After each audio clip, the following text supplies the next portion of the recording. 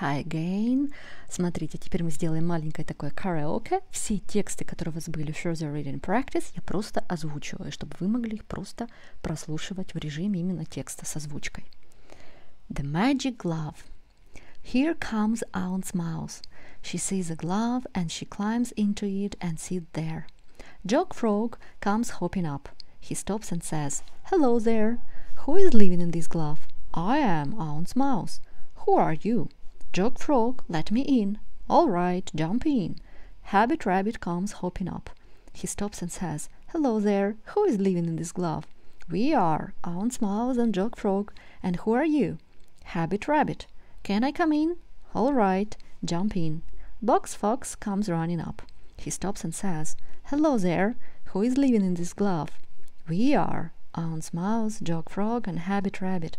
And who are you?" Box Fox. "Is there any room for me?" "All right, jump in." Hare Bear comes walking by. He stops and says, "Hello there. Who is living in this glove?" "We are Aunt's mouse, Jog Frog, Habit Rabbit, and Box Fox. And who are you?" Hare Bear. "And I know you can make room for me." "All right, get in." So Hare Bear gets in too. Now there are 5 animals in the glove.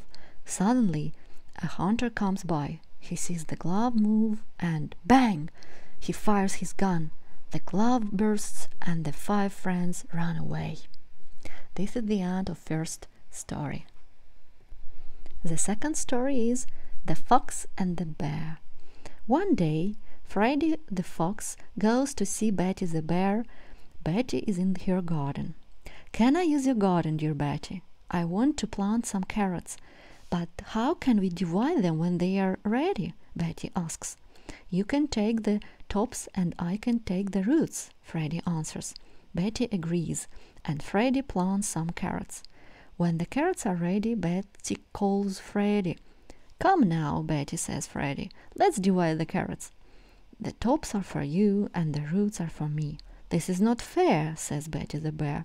"I cannot eat the tops." Betty the Bear is very angry. "No more favors for Freddy," she says. But Freddy comes again and asks for another favor. "Please, dear Betty," he says, "let me use your garden. I want to plant some melons." "Okay," says Betty, "but this time I want the roots." "Okay," says Freddy, and he plants some melons. When the melons are ready, Freddy calls Betty. "Let's share the melons," he says. He cuts off the melons and puts them in his bag. "You can have the roots." Betty is so angry with herself that she goes into her house and doesn't speak to anyone. This is the end of the second story. The story number 3, Androcles and the Lion. A very big and very strong lion lives on a mountain. Every night he goes down to the river to drink some water. One evening the lion falls into a thorny bush. "Ouch," he says. "I've got a thorn in my foot." At this moment a poor slave called Androcles appears. "Kind man, can you help me?" says the lion, and holds up his paw to Androcles. "Yes, of course," says Androcles, "but quickly, my master is looking for me." Androcles kneels down and pulls the thorn out. Soon after, Androcles' master catches him and sends him to fight with the lion in front of the emperor. Androcles is very scared. The lion comes out of the cage and runs to Androcles. The lion stops in front of Androcles and rolls over on his back with all 4 feet in the air. How can that be? Oh yes, it's the lion from the mountain. It cannot hurt Androcles. The emperor is so surprised. He set them both free. Androcles and the lion go back to the mountain and live happily ever after. This is the end of the third story. The story number 4, Max's Medal. "There," said Olga as she finished putting a little silver medal on Max's collar. Don't look sad, Max," said Olga. "Now, if you ever get lost, someone can read your name and address on this and bring you home." But Max was very angry. What a stupid thing to do! A big dog like me, nearly 6 months old. I can't get lost. He started walking away from the house. Suddenly Max turned around and he couldn't see the house. He didn't know where he was. "Where is my house? Where is Olga?" Just then a little girl and her mother opened the door. The mother looked at the medal. "Here is his name and address," she said. "Max, 34, King Road. Take him home, Anna." So Anna took Max home, and Olga was so happy to get him back. Max is not angry anymore. He feels sorry for little dogs who haven't got a medal like his. This is the end of the story. The story number 5, The Bird with One Wing.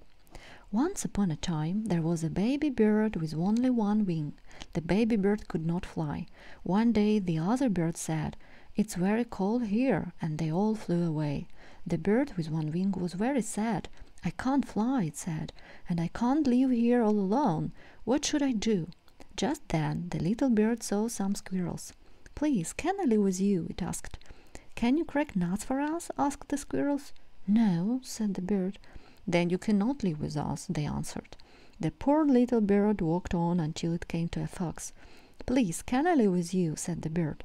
"Can you catch chickens?" said the fox. "No," said the bird. "Then you cannot live with me," said the fox. So the bird walked on and on, feeling very sad. Suddenly the little bird saw a tree house. The bird knocked on the door, and Mrs. Rabbit opened. "Please," said the bird with one wing, "I'm all alone. Please, can I live with you?" "What can you do?" said Mrs. Rabbit. "I can clean your house," said the bird. "Come in then," said Mrs. Rabbit. "That is just what we want." So the bird with one wing cleaned Mr. and Mrs. Rabbit's house and was very happy and warm in the tree house. Now every winter, when the other birds fly away to warmer places, the little bird stays with Mr. and Mrs. Rabbit in the tree house. This is the end of the story. The story number 6, The Hungry Little Dog. Once upon a time there was a hungry little dog. He had no home, no name, and very often no food. Sometimes he was so hungry that he ate things like paper bags. He walked around the houses with a hungry look, and kind people usually gave him something to eat.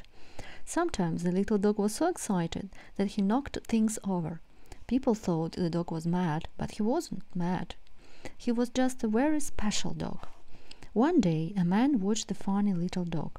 The man was very surprised. "I got an idea," said the man. "This dog is a great actor." The man took him home and gave him a name, Lucky. Now Lucky had plenty of food and a good home.